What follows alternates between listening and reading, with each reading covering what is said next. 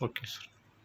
देखिए, ये श्री कर्ण नरेंद्र कृषि विश्वविद्यालय जॉबनेर में शनिवार के दिन कुछ स्थानीय लोग यहाँ पे इकट्ठा होकर आए थे और हम चाहते थे, हमें जो पता लगा था कि भाई वो शांतिपूर्वक तरीके से कोई ज्ञापन देंगे।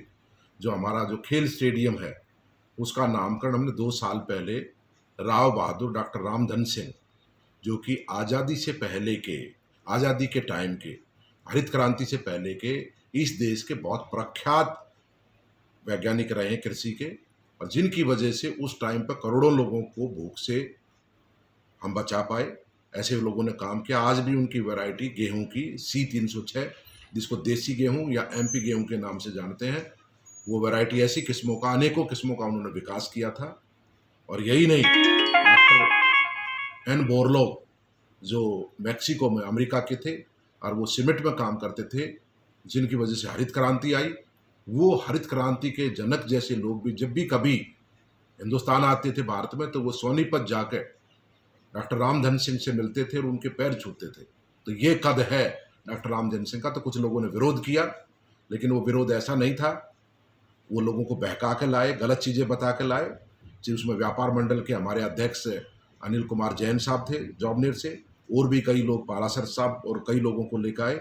लेकिन जैसे उन लोगों को पता लगा कि इसमें कोई सत्यता नहीं है, उन लोगों ने आज अपना जो प्रतिवेदन था वो वापस ले लिया, लिख के दिया है।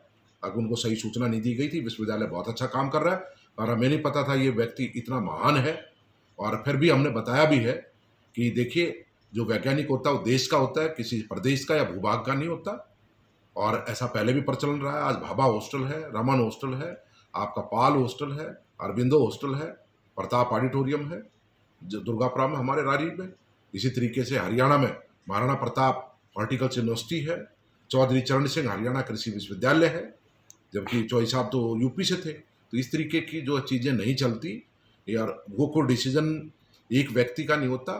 एकेडमिक काउंसिल और फिर प्रबंध मंडल, जिसमें राज्य सरकार के मनोनीत सदस्य होते हैं 5, महामहिम राज्यपाल का मनोनीत सदस्य होता है, भारत सरकार का मनोनीत सदस्य होता है, और इस तरीके से और दूसरे अधिकारी होते हैं। उसमें निर्णय लिया गया था उसकी आवश्यकता को देखते हुए, और तत्कालीन महामहिम राज्यपाल ने उसका उद्घाटन किया था, उस परिसर का, जो नया पवेलियन वगैरह बना था। तो लोगों ने आके, इसमें कुछ लोग ऐसे सम्मिलित थे जिन्होंने, जो भूमाफिया हम उनको कह सकते हैं, उन लोगों ने ज़मीन के ऊपर कब्जा करने का प्रयास किया था, जिसमें यूनिवर्सिटी का केस चल रहा था। रेवेन्यू बोर्ड में यूनिवर्सिटी जीती कई साल के बाद, जो अजमेर में हमारा स्टेट का रेवेन्यू बोर्ड है, उसके बाद यूनिवर्सिटी ने उस पर अपना कब्जा लिया, बाउंड्री की। तो उस बात का दर्द उन लोगों को मेरे से मिलने भी आए थे, और उन्होंने अपने लोग भी, कुछ औरतें भी बुलाई थी उस दिन जब काम शुरू हुआ। इसी तरीके से और एक व्यक्ति थे, उन्होंने भी ज़मीन पर कब्जा किया हुआ है।